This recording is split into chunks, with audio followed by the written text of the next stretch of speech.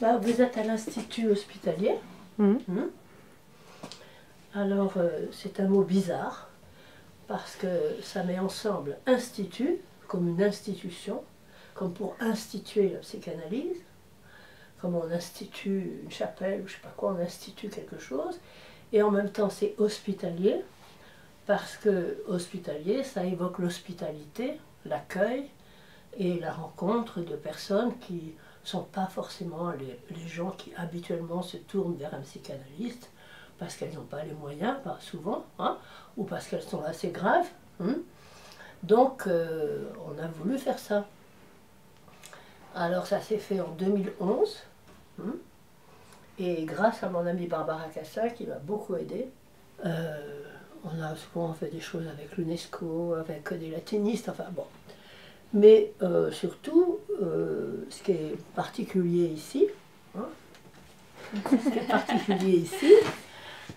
c'est Winnie, par exemple, qui est chinoise, qui fait des consultations en chinois. Et elle n'est pas la seule. Alors il y a Olivia, j'aimerais bien qu'elle vienne. Olivia qui est japonaise et qui fait des consultations en japonais.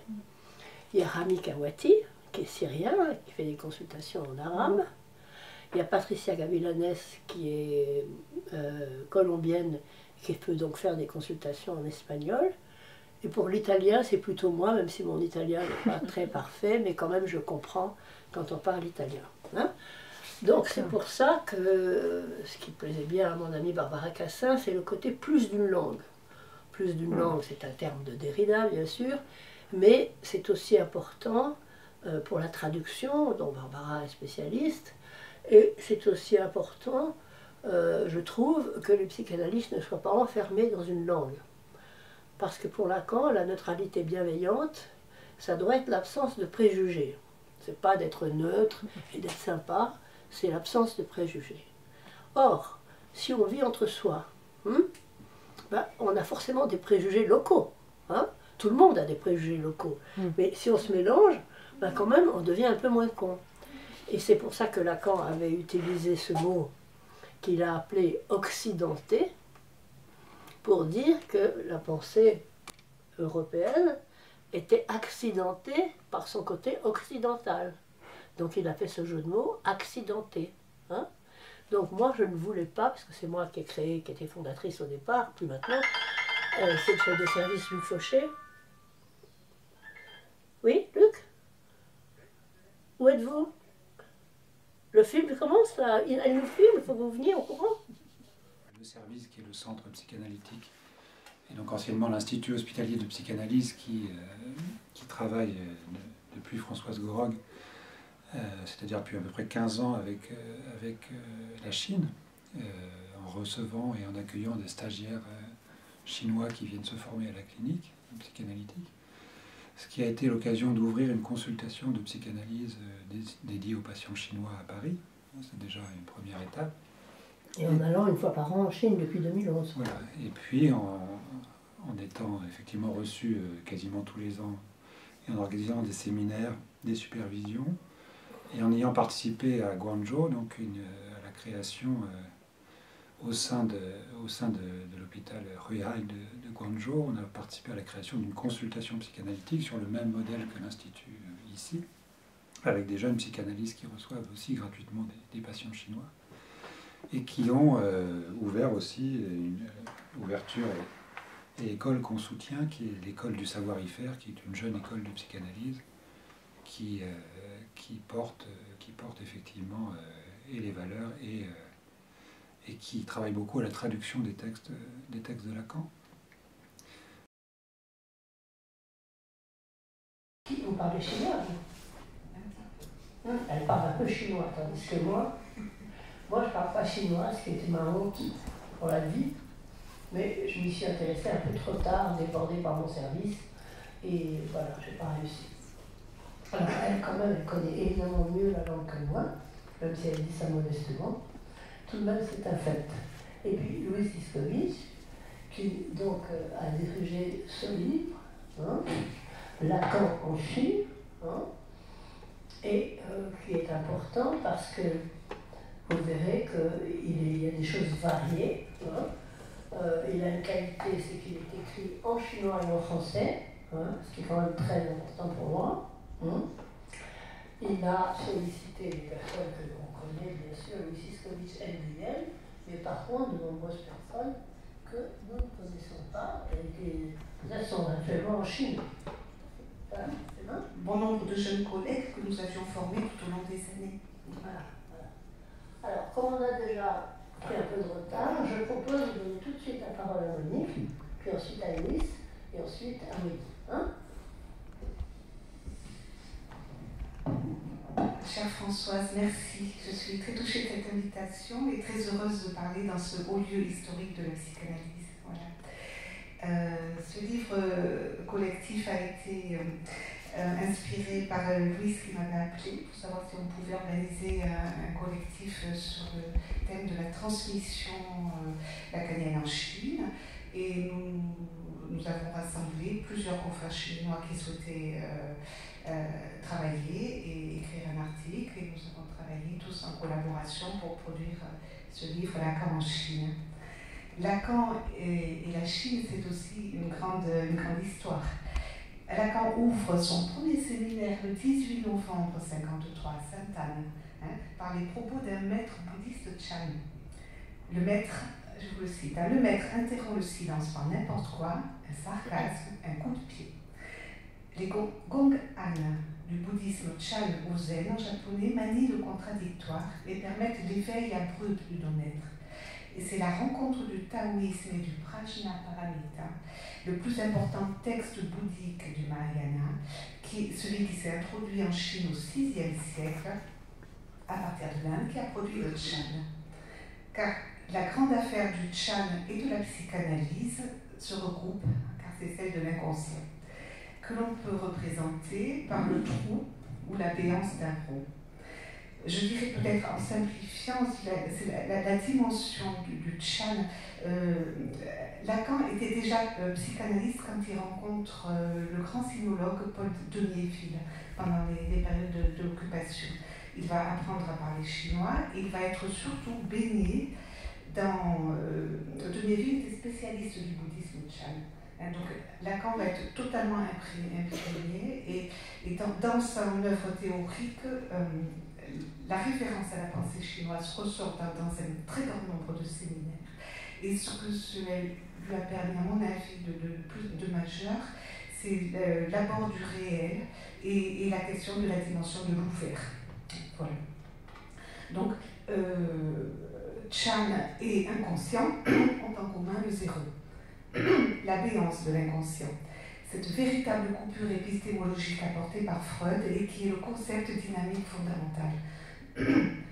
Dans le bouddhisme Chan, la contemplation de l'esprit est au fondement de l'exercice spirituel, hein, qui ouvre un triple monde, le désir, la forme et le sans forme. Hein. Vous voyez qu'on a déjà l'apparition du vide, hein, et du rien. Cette pratique s'appuie sur la méditation. Et le troisième concept est la nature de Bouddha que l'on peut trouver en soi. Deniéville y traduit son livre majeur sur le Chan en 1972, l'année d'élaboration de Lacan du symbolique. Le livre de Deniéville s'intitule « Entretien de Lin Se ». Lin Se était un maître Chan. Lin Se disait « C'est en vous-même, déjà, c'est en vous-même tel que vous êtes qu'il faut chercher la vérité ». À quoi travaille aussi la psychanalyse. Cette dimension de l'ouvert, pour moi, elle est majeure. C'est un trou, une béance d'où jaillit l'inconscient, le non-né aussi. Hein. Lacan utilisera cette expression qui vient tout droit aussi du bouddhisme Chan. Je vous cite Lacan en 64 dans les 4 concepts. L'inconscient se manifeste à nous d'abord comme quelque chose qui se tient en attente dans l'air, dirais-je, du non-né. Et cette béance de l'inconscient, il l'a dit, pré-ontologique, hein, c'est-à-dire non encore né. C'est du non réalisé. Ce statut de l'inconscient sera pour Lacan éthique et non antique. Voilà. J'ai beaucoup aussi apprécié les travaux, je ne sais pas si vous avez connu ce psychanalyste Guy Massat, qui était proche de Lacan, qui a tenu un séminaire important. Et le séminaire vient d'être publié à l'Harmattan. Guy Massat nous rappelle aussi que le vide, aujourd'hui dans la science, est défini comme une poussée, voire le vide quantique, qu'on appelle énergie du rien ou énergie du point zéro. En bref, l'énergie du Wu, le terme chinois, que vante aussi le sutra du vide selon le Chan, où il est dit « les formes sont le vide et le vide les formes ». Voilà. Autrement dit, le vide change aussi sûrement que les formes. La forme naît du néant, dit Lao Tzu, dans la Tianxia Wanu Shang Yu Yo, Yu Shang Yu Wu. La pensée psychanalytique rejoint cette interprétation du vide que Louise aussi reprendra. Dans l'ordre symbolique, les vides sont aussi signifiants que les pleins, tout comme dans la sculpture. Et Lacan nous dit aussi dans les écrits, il semble bien à entendre Freud aujourd'hui que ce soit la béance d'un vide qui constitue le premier pas de tout mouvement dialectique. Dans le Tao Te Ching, Yo signifie ce qui a, Yo Shang, ce qui naît.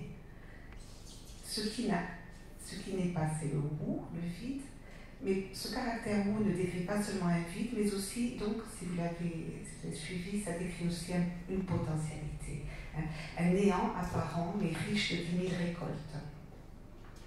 C'est Demiéville qui donnera aussi à Lacan le nom de François de Chang, quand Lacan souhaitera travailler les textes classiques anciens dans les années 70. Et Lacan s'est intéressé au Manzhe, ce texte du 5e siècle avant Jésus-Christ, développé sous la dynastie des Han. Ça, je vais développer dans mon livre Lacan Mencius, qui est le nom latin de Manzhe. C'est un texte, ce texte a été majeur parce qu'après il a été repris dès le XIIe siècle sous la dynastie des Song par les néo-confucéens et a servi de base à toute la pensée et la culture chinoise jusqu'au début du XXe siècle. Donc le message de ce livre est centré sur le sentiment d'humanité, le gène, dont l'écriture associe l'homme et le chiffre 2 dans la calligraphie, et qui est au fondement de l'humanisme moderne. Ce qui est à entendre, c'est que l'homme ne devient humain que dans la relation à l'autre. Voilà ce qui est remis en péril dans notre monde actuel avec la technologie qui fait voler en éclats ce rapport à l'autre.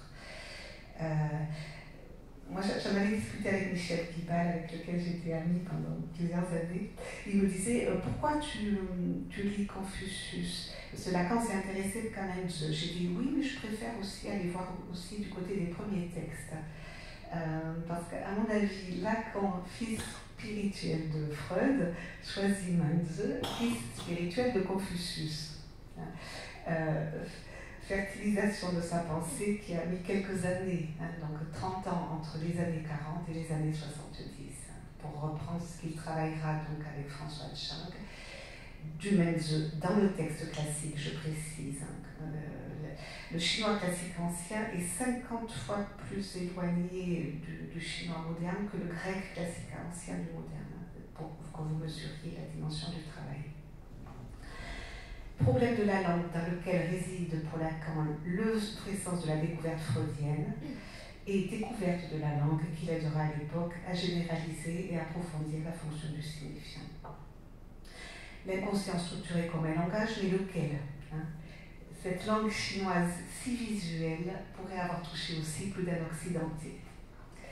Toute la force de ces textes anciens dans lesquels il est allé puiser à partir du Tao Te Ching et du Zhuangzi, dans son séminaire 18 d'un discours qui ne serait pas du semblant, réside dans le fait que ces textes témoignent des premiers efforts de formulation des rapports de notre être avec le langage. La question de l'homme ou de la nature de l'humain peut-elle faire fond commun à la mise en rapport des cultures comme des pensées? Ça, c'est la question que pose François Julien dans son dernier livre, Moïse ou la Chine. Et c'est une question qui est d'actualité dans notre siècle, la question de défendre la nature de l'humain. Freud, dans Malaise dans la civilisation, écrivait « L'individu humain participe de la marche évolutive de l'humanité. » Et pour Confucius, un peu comme Socrate, c'est l'étude, le fil conducteur de la vertu qui mène à l'humanité. Avec un homme qui a une mission sacrée d'élever toujours plus haut sans l'humanité. Dans cette pensée de Mencius aussi, apprendre, c'est apprendre donc à devenir humain. Et connaître sa nature, dit Mencius, c'est connaître le ciel.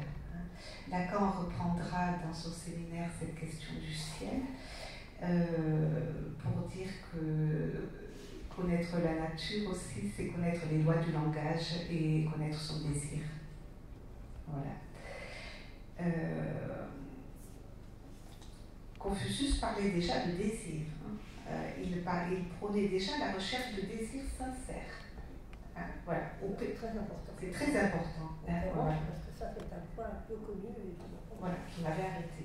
Je me suis dit, ils ont déjà eu l'intuition quand même de l'inconscient. C'est incroyable. Voilà.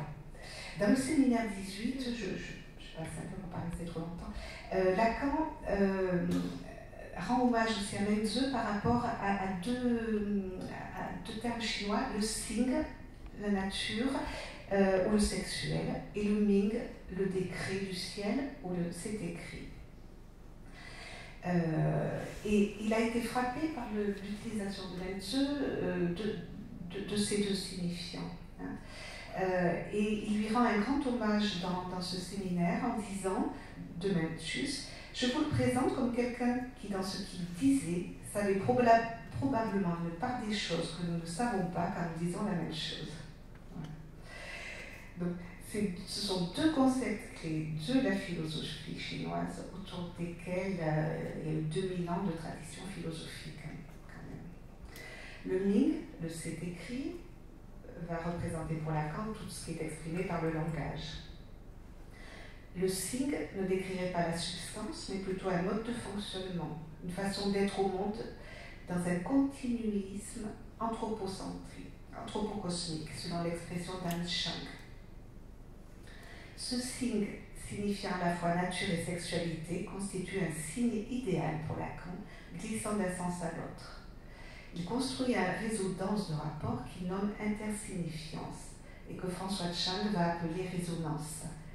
Résonance, c'est un mot qui déchire aussi, j'ai vu dans ton travail, Louise.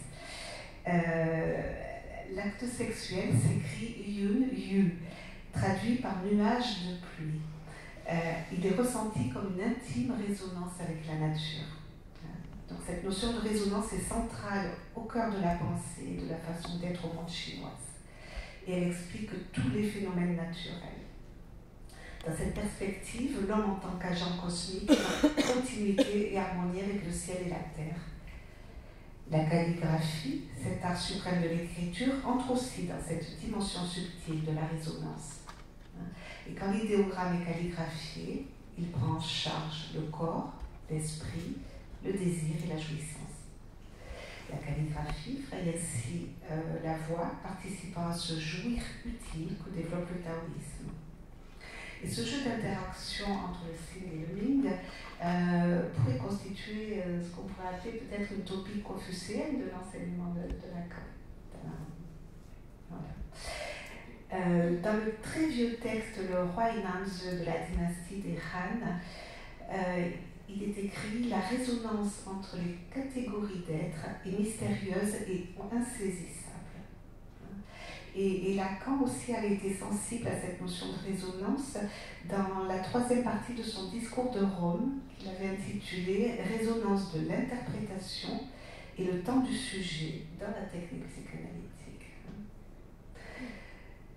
Donc un temps de relâchement de la raison est nécessaire dans le temps de l'interprétation, pour se laisser travailler par la raison poétique.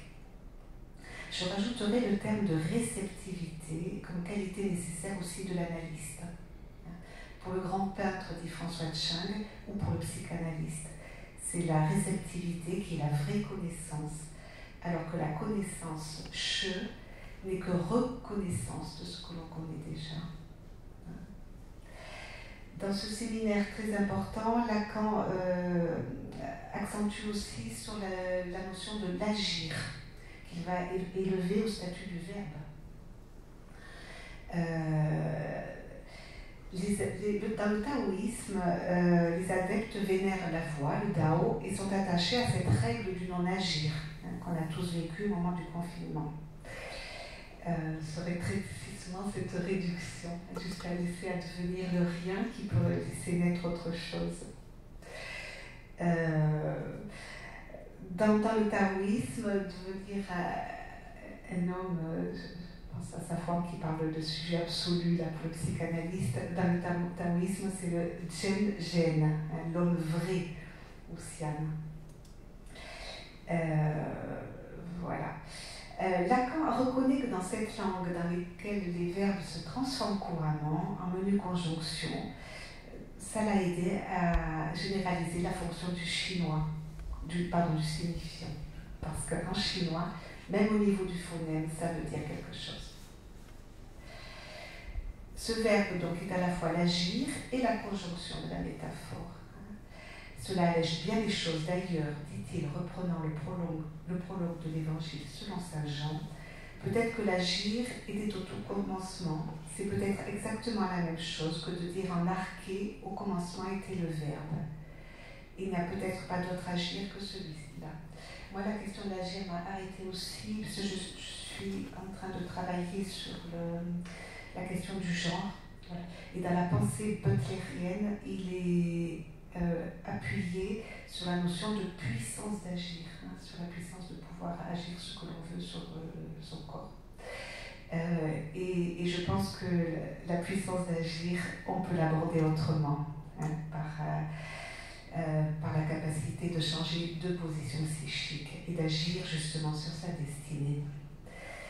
Voilà, donc la notion du vide, la notion du... J'ai le temps encore un petit peu. Juste un petit mot sur la notion de puits, Jing, qui est importante. L'idéogramme s'écrit comme ça, tout est ouvert, avec un centre central, un puits central. Voilà. Dans les maisons, dans les constructions architecturales des maisons chinoises, elles sont construites du nord au sud avec une cour centrale vide aussi. Cette notion de vide est importante. Et dans le livre de Tao Hi Ching, le livre des changements, j'ai trouvé que cette notion de puits était ce qui permettait au sujet de se relier à une source profonde, inépuisable, qui n'appartient à personne et qui pourrait évoquer l'inconscient. Voilà. La transformation est aussi au cœur de la pensée chinoise et de la psychanalyse, dans une notion de juste milieu que l'on pourrait rapprocher de la jouissance tempérée. Une fois obtenues les mutations des diverses modalités de jouissance, incestueuses et phalliques. Voilà. Il y avait aussi la question du souffle, qui a été peu théorisée en psychanalyse et qui fait largement symptôme aujourd'hui, qui serait aussi à poursuivre. Le souffle, énergie, chi, étant le vivant et le circulant. Menze disait « J'excelle à nourrir le souffle vaste et sublime qui m'habite. » Voilà. C'est le grand souffle qui est créateur et qui permet la réalisation du désir. Et donc dans la pensée chinoise, il s'agit de nourrir sa vitalité dans un principe centré sur le vivre.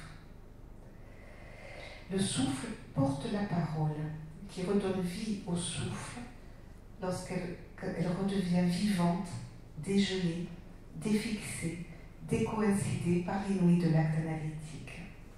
Voilà. Bon, la notion de trait lunaire que Lacan a puisé dans le Shetao, ce magnifique texte que je vous recommande sur la peinture chinoise, l'unique trait de pinceau, écrit par un prince déchu de la dynastie Ming.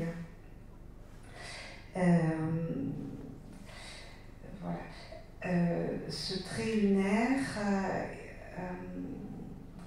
Pour Simon Leys, que j'aime beaucoup, dont je conseille aussi un très beau livre, La Chine, la mer, la littérature, disait: la plus haute manifestation visible et la plus haute incarnation de la véritable religion chinoise, laquelle est quête d'harmonie cosmique, recherche de communion avec le monde.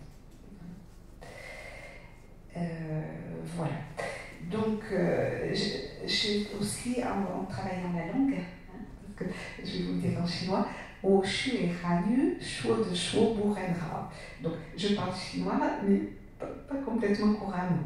Dans les supervisions, j'entends des phrases, je peux entendre des signifiants qui sont plus ou moins bien traduits. Des fois, ça peut m'arrêter. Voilà, on peut entendre des choses et ça aide. Et aussi dans le vocabulaire que je vais chercher sur mon dictionnaire chinois, ça permet d'entendre et d'articuler des choses par rapport à l'écriture, justement, du caractère. Donc là, j'ai trouvé dans un plaisir de déchiffrage qui met en exergue la formidable intuitivité de cette pensée, de cette écriture. La langue se dit yan signifiant le mot qui peut... Non, c'est Yu Yan, la langue, voilà. Et le caractère Yan, qui signifie le mot, si on lui rajoute la clé de l'homme devant, cela définit la lettre, voilà, ou la vérité, dans la langue. Vous vous rendez compte? Dans l'écriture, il y a 2000 ans, 3000 ans. Donc cette langue chinoise a la particularité si forte d'avoir pris une écriture aussi étrangère à sa langue qu'elle laisse possible à chaque instant l'espace de la pensée, et soit le passage possible de l'inconscient à la parole, et de l'association aussi, je dirais. Voilà.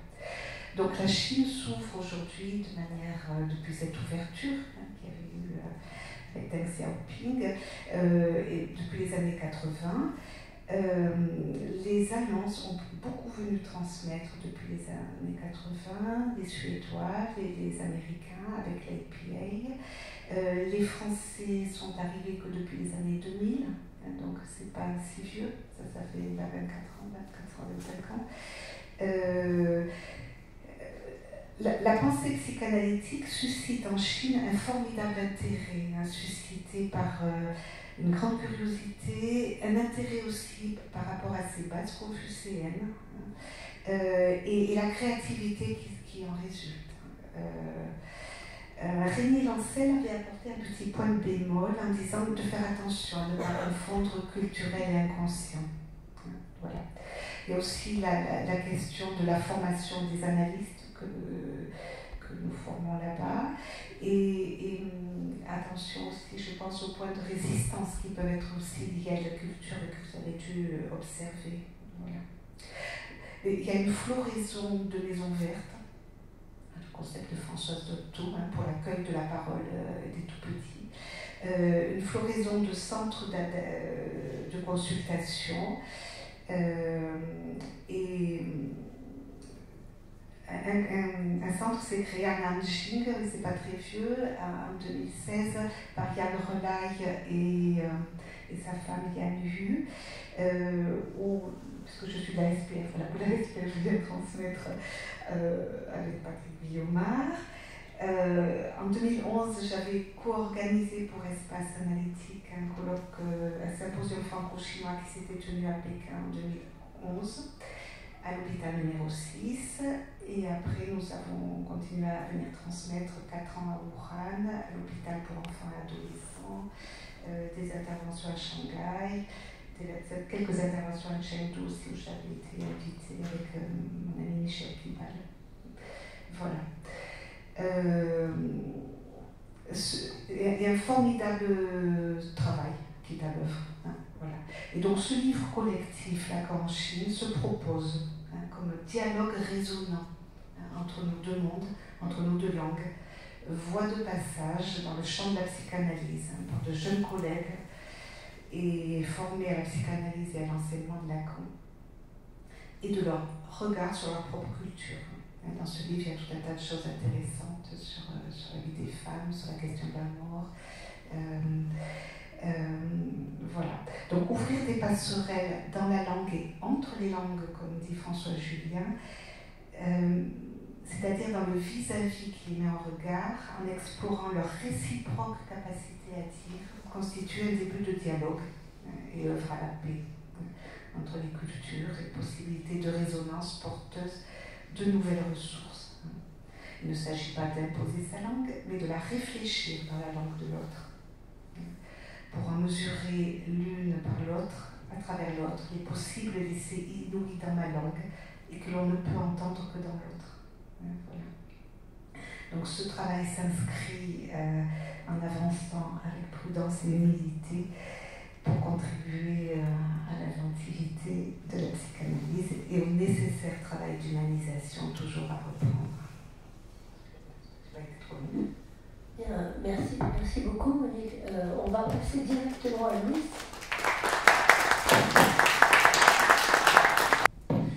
Oui, merci Françoise.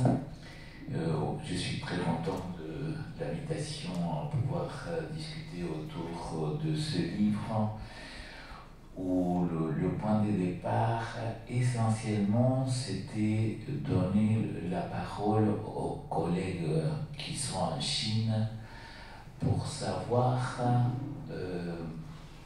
qu'est-ce qu'ils ont pu prendre de la clinique lacanienne, l'usage, quels sont les effets de transmission.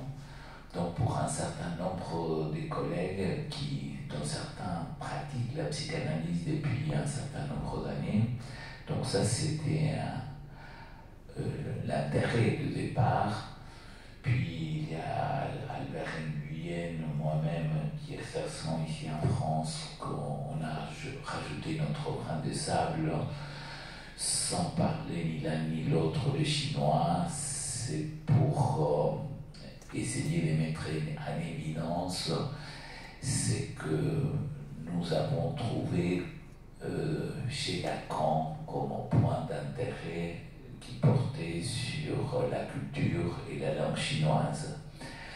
En ce qui me concerne, la phrase qui m'a particulièrement servi comme point d'appui,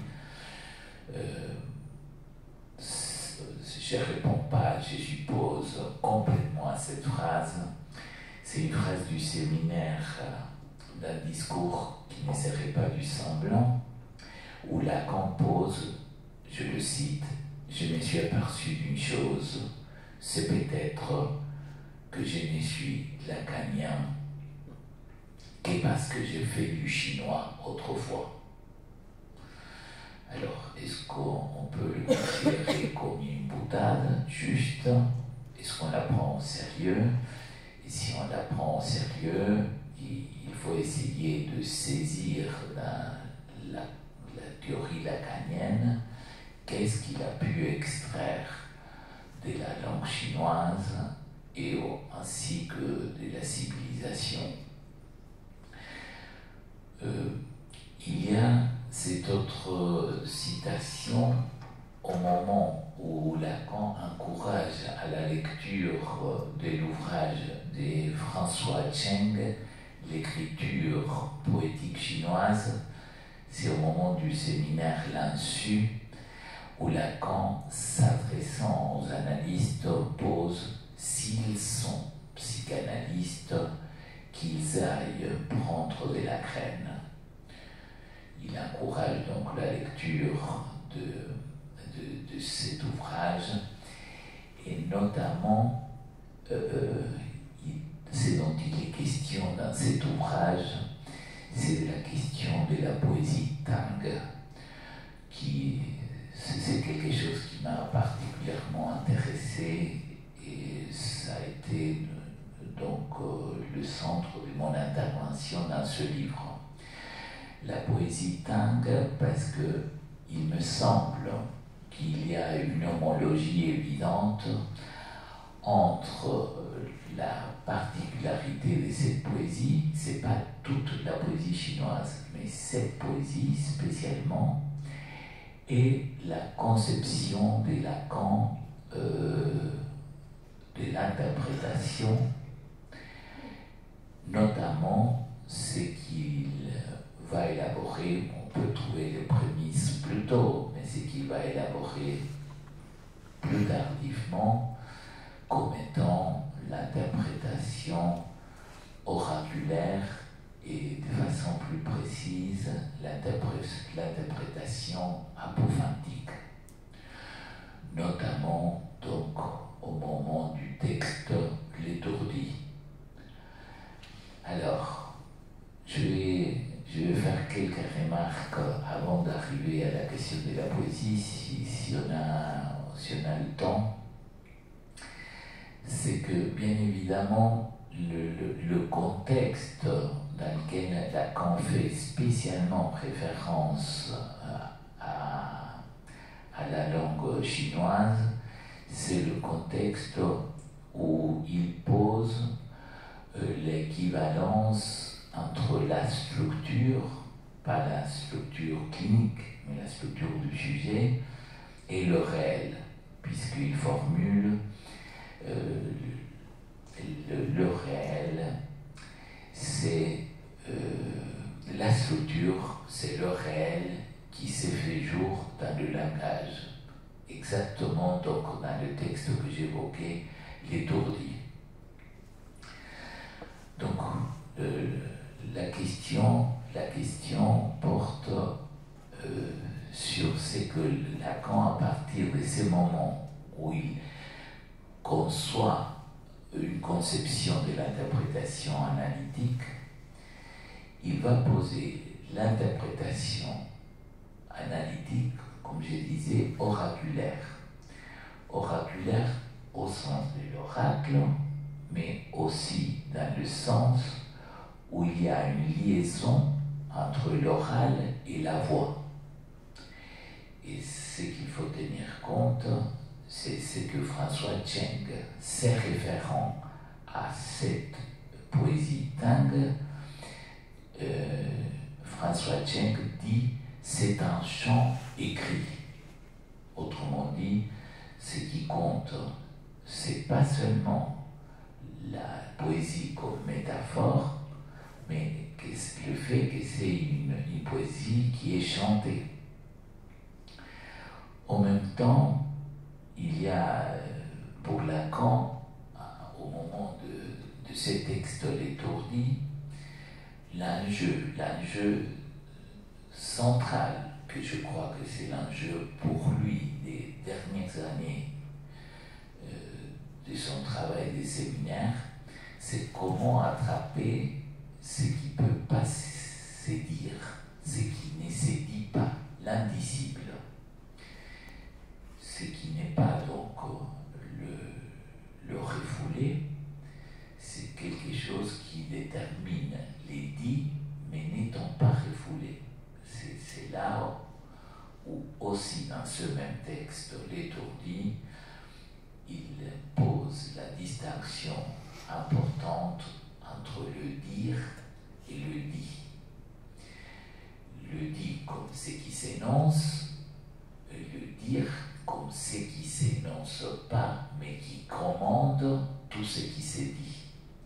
Et l'idée de l'interprétation, donc, c'est viser ces points des jonctions entre les deux, entre le dit et le dire. Autrement dit, ce qui pour chacun reste comme le plus opaque une fois dévoilé la dimension du refoulement. Ce qui est intéressant, on a eu un petit débat autour de ça récemment à la Maison d'Amérique latine, quand on a parlé de ce livre, c'est quel sort on fait de cette proposition de Lacan. Sans doute les collègues qui connaissent bien la langue chinoise, ils pourront nous aider. Quand Lacan dit, quand vous approchez, je le cite, quand vous approchez certaines langues, j'ai le sentiment que ce n'est pas faux de le dire de la langue chinoise. Vous vous apercevez que moins imaginaire que les nôtres, les langues indo-européennes, c'est sur les nœuds qu'elles jouent. Alors, vous me direz, plus tard, ça m'intéresse à avoir votre sentiment sur cette idée, pourquoi Lacan parle de la langue chinoise comme moins imaginaire. En tout cas, il ne dit pas que le sujet chinois est moins imaginaire, c'est la langue qui est moins imaginaire. Maintenant, si ce que Lacan dit est juste, puisqu'il dit que c'est ce qui permet de jouer sur le nœud au moment où il fait son élaboration sur la clinique borromienne, ça donne l'idée que la langue chinoise, elle serait plus capable d'affecter le nœud et donc le réel du sujet. Ça donne l'idée qu'il y a des langues plus aptes que d'autres à produire un effet qui serait autre que l'effet du sens, partant de l'idée que le sens, ça inclut la dimension imaginaire et symbolique du sujet et que toutes les langues participent de cette dimension du sens. La particularité, c'est que par le fait qu'il y ait une langue qui soit moins imaginaire, le nœud, la façon dont c'est nous pour le sujet, l'imaginaire symbolique est réel, il y a des langues qui permettent de le toucher autrement. Alors, l'idée, c'est que par jouer sur le nœud, on affecte le réel.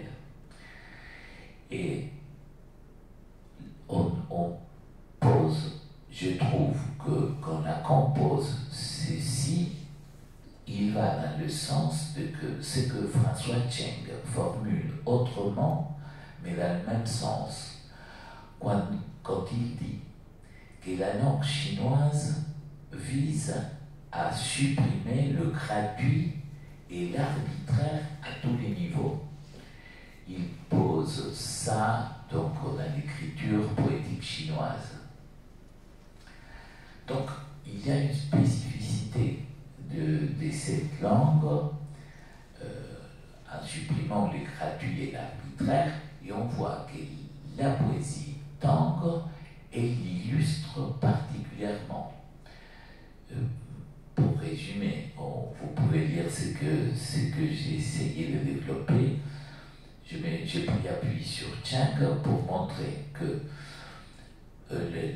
la structure de cette poésie est faite de façon telle qu'on peut diviser la phrase en deux parties.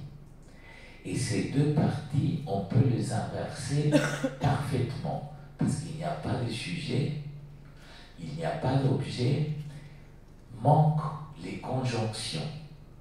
Donc, autrement, on voit qu'il y a un esprit de réduction absolue qui est autre chose que de produire une métaphore. Et je trouve que, pour utiliser le terme de résonance, ça résonne avec la pratique lacanienne, qui est la pratique de l'apophantique, la pratique d'une interprétation apophantique. C'est une pratique qui ne vise pas ni à donner du sens, elle ne vise pas à apporter un savoir à partir d'une phrase qui produit un effet de platitude, elle vise à toucher l'indicible. Et comment, finalement, c'est une phrase, l'interprétation apophantique, qui vise à révéler. Là, Lacan, il s'appuie sur ce qu'il a, la lecture que Heidegger a fait sur l'apophantique, pour montrer une modalité d'intervention spécifique à la psychanalyse que lui il propose. Alors là, on touche évidemment avec la question de c'est que Chiang l'a dit, Monique l'a dit tout à l'heure, la question des souffles et la question du vide, comment Chiang, il essaye de démontrer comment il y a une dimension de ce qu'il appelle la valeur efficiente du vide. La valeur efficiente du vide, ce qui est aussi une conception fondamentale pour nous. À nouveau, ce n'est pas le couple refoulé, émergence du retour du refoulé, c'est quelque chose qui organise l'essence du sujet, qui concerne la dimension de comment savoir faire avec son vide. Et il y a, dans ce que évoque Monique, dans le trait unique du pinceau, l'idée chère au calligraphe chinois qui concerne le moment opportun pour commencer à faire la calligraphie. Ils disent qu'il faut arriver à produire le vide du poignet. Le vide du poignet, c'est le moment où le sujet est capable d'un laisser-faire au poignet. Le laisser-faire au poignet, donc c'est là où peut se produire le geste qui est l'équivalence d'un acte. Donc on voit qu'il y a une dimension de cohérence entre cette conception du vide, la production de l'acte, et l'analyste qui ne pense pas au moment de son acte. Donc,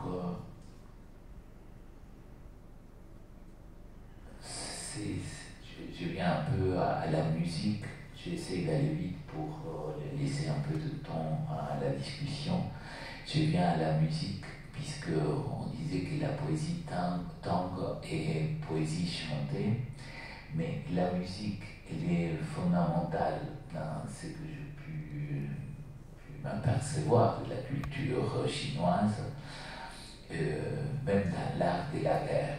Les exercices de guerre, ça, il consiste pas seulement à trouver la bonne cible, mais il faut que la cible soit touchée au moment où il y a une certaine note musicale qui se joue. Donc, faire correspondre l'art de la guerre à la musique. Et je trouve que ça a été d'une certaine façon également formulé par Lacan, quand dans ce séminaire là-dessus, il pose que les poètes, je cite Lacan, les poètes chinois ne peuvent pas faire autrement que d'écrire. Ils chantonnent, donc ils prélèvent la question de chanter. Ce qu'ils modulent, c'est le contrepoint tonique. Donc il y a l'idée d'une modulation, pas seulement ce qui s'est dit dans l'interprétation, mais comment il se module. Quand on a entendu le séminaire de Lacan, et que sans doute on peut déduire comment il faisait usage de la modulation dans l'interprétation, on voit la dimension importante qui est au-delà de ce qui s'est dit, comment ça s'est dit de façon à toucher le point le plus intime du toucher. Autrement dit, ça nous le dit et la voix. Donc, je vais terminer sur ces points qui va dans la direction que j'ai évoquée tout à l'heure. Jusque-là, plutôt, c'est référent à la poésie tango, ce qui veut dire, je répète, pas toute poésie. Elle intègre quelque chose qui est de l'ordre du langage avec le chant et fait dire cette formule de Lacan: il n'y a que la poésie qui permette l'interprétation. C'est fort. Il n'y a que la poésie qui permette de l'interprétation, mais en même temps, il va nuancer, puisqu'il va dire qu'il n'est pas poète. C'est-à-dire que son idée, c'est que l'analyste, il se sert de la poésie, mais il ne fait pas poésie à partir d'un calcul de produire un effet poétique. Donc, il ne s'agit pas de prendre ce que je viens de vous dire comme quelque chose qui pousse à l'invention poétique, mais plutôt à s'inspirer à des modalités de poésie.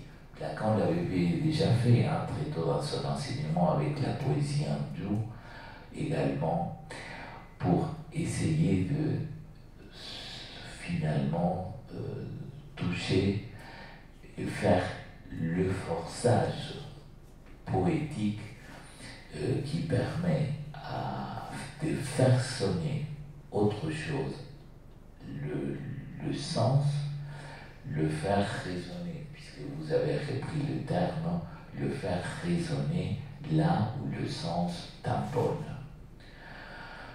C'est pourquoi je comprends donc ce que Lacan a pu dire, cette distinction entre les poètes et les psychanalystes. Les poètes font calcul, alors que l'analyste, il s'insère là où il convient. Bon, je m'arrête là.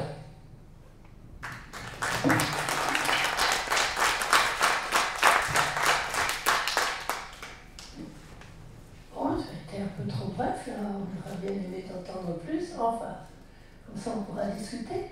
Je voudrais demander à Wendy si elle veut bien évoquer quelque chose qu'elle a entendu et déployé.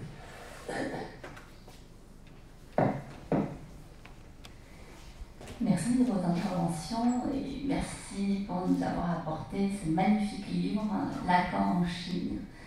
Donc c'est un livre très très riche, et ce qui m'a marqué le plus, c'est le signifiant yi dans ce livre, qui à la fois relie et sépare les différents textes de ce livre, et en même temps les fait résonner, comme disait Louise Iskovic, que je reprends maintenant.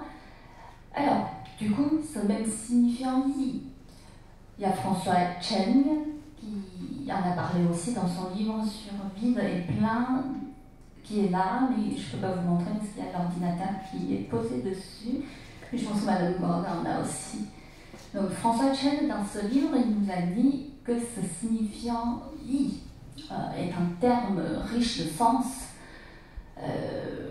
qui pouvait être rendu en français que par une série de mots tels que idée, pulsion, désir, intention, conscience agissante et juste vision. En effet, c'est ce qui se révèle dans ce livre.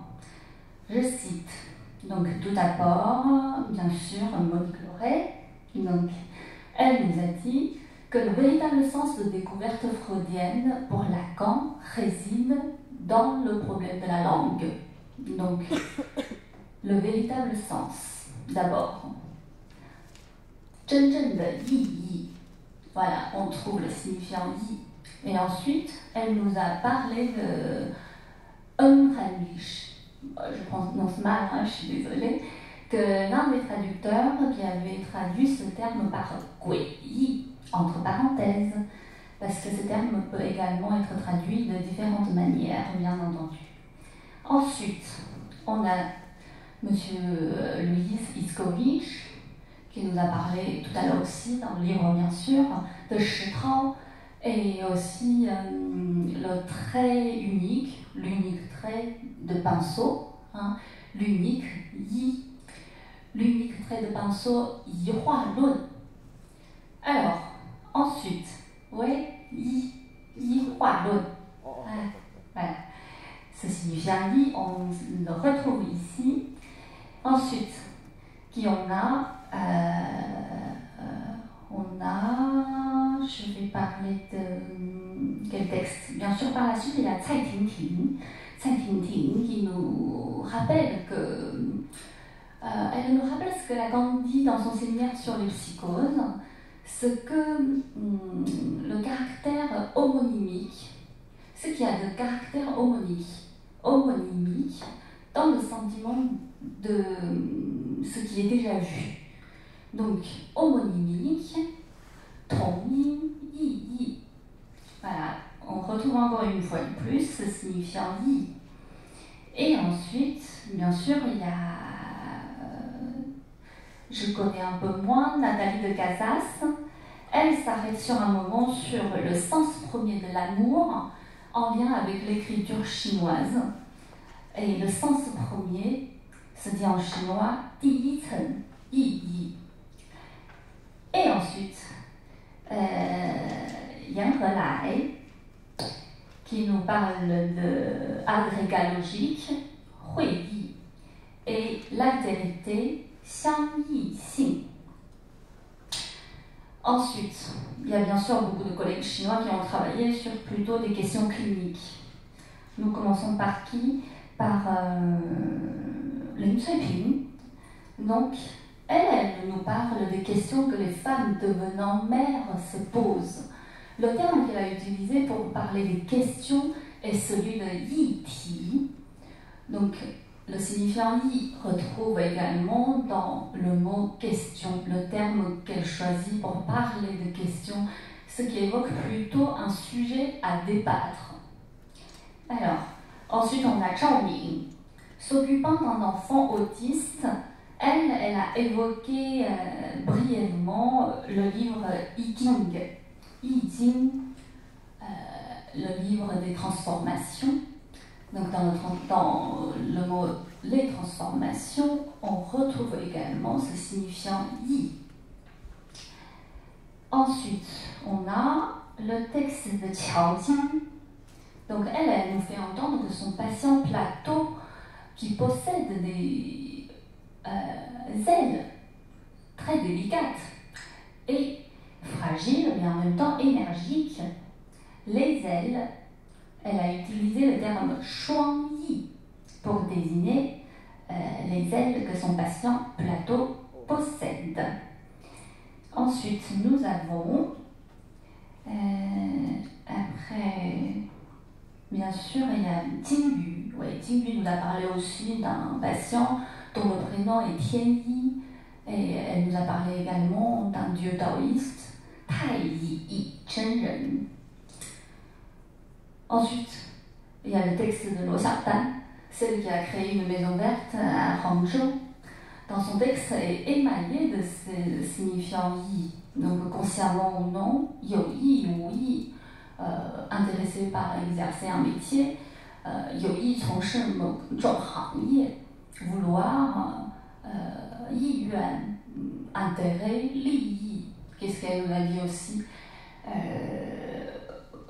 Représenter, yi wei, signifier, han yi, le sens, yi yi. Et Albert Nguyen, quant à lui, il a évoqué la question de la traduction, Fanny. Et il a évoqué aussi la question de l'écart et des différences, Chayi. Il a évoqué également cette question de l'interprétation que Louise Iskovitch nous a parlé, que Lacan veut être poétique, Shiyi. Voilà. C'est ce signifiant yi qu'on entend dans ces différents textes qui relient et qui les différencient en même temps. Alors, du coup, ce signifiant, son premier sens est dans le sens, mais il peut cependant se décliner vers un, vers l'altérité, vers différence, vers l'écart, vers la traduction, vers débat, vers désir et vers transformation. Le sens de signifiant est fixé par l'écriture et par son association avec d'autres signifiants, en dehors de toutes ces significations que nous avons évoquées précédemment, qui ne sont loin d'être exhaustives. Ce signifiant yi a également des fonctions. Donc pour traduire la phrase de Lacan, Lacan, pour traduire la phrase de von Mencius que Monique nous a parlé, donc cette phrase «孟子曰天下之也”，excusez-moi, j'ai un trou de mémoire. 孟子曰天下之言信也, effectivement. 则故而已夷，故者以利为本。Donc Lacan, pour traduire cette phrase de Mencius, lui, dans son séminaire d'un discours qui ne serait pas de semblant, du 17 février 1971, il a relevé les trois fonctions de ce signifiant yi. Donc,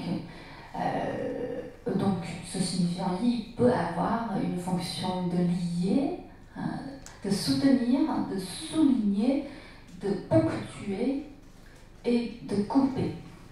Et Lacan a relevé les trois fonctions. D'abord celle de liaison. Donc,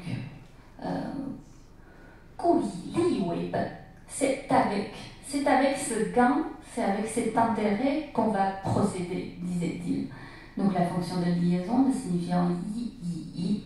Et ensuite, il a relevé aussi la fonction de qualification seulement.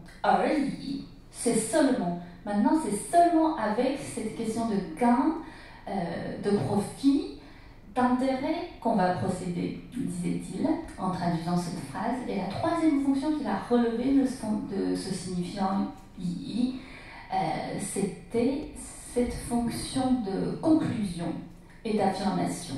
Donc, yi, donc il a dit, c'est seulement cela et cela suffit.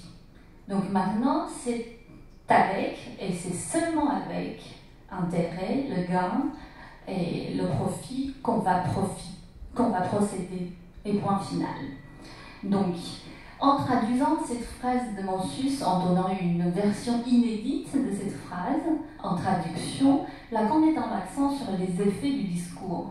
Je cite, en ce qui concerne les effets du discours, en ce qui concerne ce qui est sous le ciel, comme disait Monique Loret tout à l'heure, le décret du ciel, ce n'est rien d'autre que la fonction de la cause, en tant qu'elle est le plus de l'ouïr. Voilà la traduction de Lacan. Et je vais terminer là. C'est la force de ce livre qui se déploie en deux langues dans leur rencontre et dans leur confrontation, que de nous faire entendre non seulement les sens, mais aussi les signifiants. Mais au-delà de tout ça, d'ailleurs, je pense que c'est de cela dont il s'agit, c'est ce qui fait l'intérêt et le moteur de toutes ces rencontres, parce qu'on lit bien dans ce livre, ce qui ressort, c'est l'amour et le respect des auteurs praticiens qui portent à la culture de l'autre. Et bien évidemment, dans ces deux petits mots qui ne sont loin d'être petits, amour et respect, on entend ce signifiant qui relie et qui sépare tous ces textes. Amour, aïe, qingyi, et respect, jingyi. Merci beaucoup.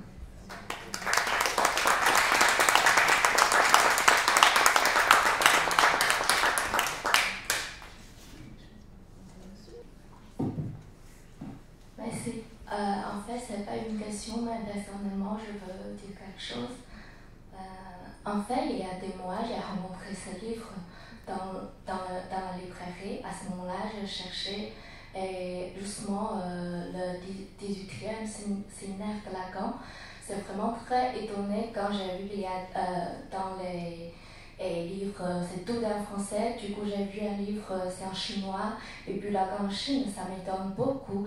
Et quand j'ai ouvert ce livre, j'ai vu il y a beaucoup de noms que je connais bien. Et je suis très très très contente. Et grâce à cette chance, j'ai vu vous deux. Je suis très contente et vous remercie beaucoup. Et en fait, je suis étudiante à Bayreuth, à l'université de Bayreuth. Et j'ai préparé ma thèse et je viens de l'université de Strasbourg. Du coup, il y a des personnes dans ce livre que je connais bien parce que on tout vient de l'université de Strasbourg et particulièrement je travaille avec John Mee avec les enfants autistes. Donc, vraiment, les textes, là, j'ai trouvé ça très bien. C'est un livre, très beau livre pour introduire Lacan, la situation de la psychanalyse lacanienne, comment en Chine. Et je trouve que c'est vraiment un très bon début. Et deuxièmement, ce que vous parlez est de M. Michel Kibal. Je suis très contente parce que, mais dommage, je n'ai pas de chance de le voir parce que quand je suis arrivée en France, il est mort déjà. Donc c'est vraiment dommage. Mais maintenant, mon travail de thèse, c'est justement suivre son sujet, c'est Lacan et monde.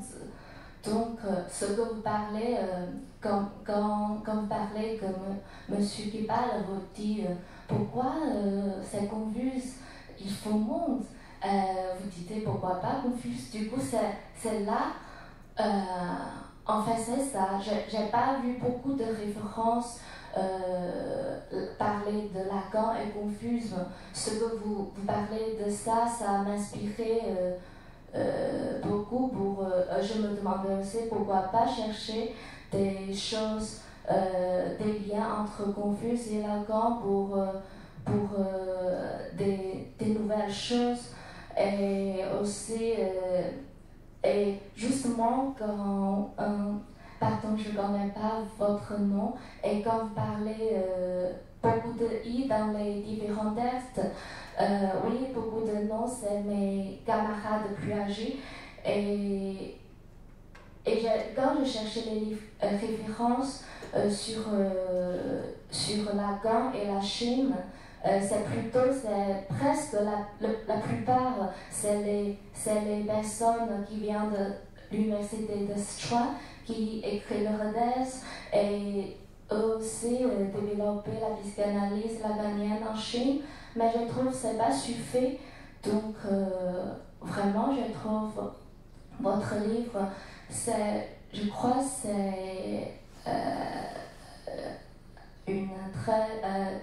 un livre très important pour introduire en France la psychanalyse lacanienne, en Chine, pour voir, peut-être c'est pas tout, bien sûr, mais c'est un bon commence. Merci beaucoup.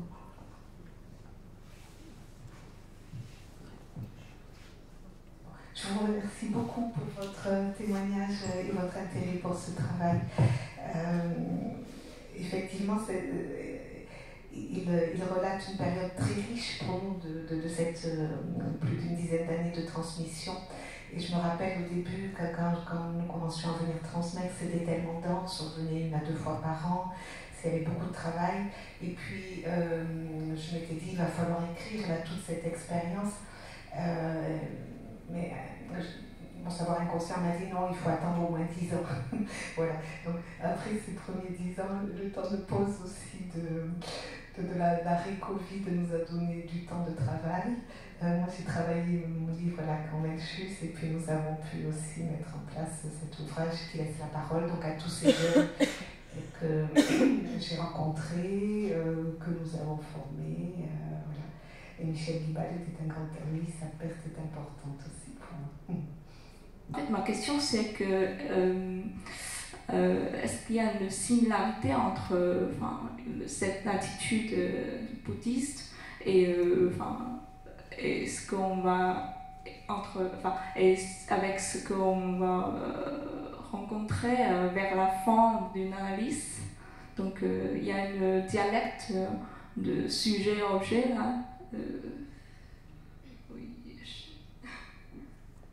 Dans toute l'histoire de l'humanité, les pensées, les anciennes sagesses travaillaient dans le sens d'aider l'homme à mieux vivre, à accepter sa dimension d'être non fini, de vide, d'ouverture. Ce qui a pu intéresser Lacan, c'est dans le Chan, plus spécifiquement et dans sa rencontre à Deniéville, c'est cette dimension d'ouverture à l'éveil, d'ouverture à l'éveil de l'inconscient. Jacques Alain Miller avait intitulé un titre « Les éveillés ». C'est un terme totalement de Chan. Voilà, quand tu as superposé les deux expériences, ça je ne peux pas répondre. Oui. En fait, je pense que dans le bouddhisme, il y a c'est un type de supprimer le sujet, désubjectivation, pour moi. Oui, ça, Lacan, après, il avait travaillé dans le sourire de Bouddha. Tout à fait, c'est la chute du moi, de l'ego pour accéder à autre chose. Lacan avait reproché aux bouddhistes de trop s'en démettre, justement, du sujet. Merci.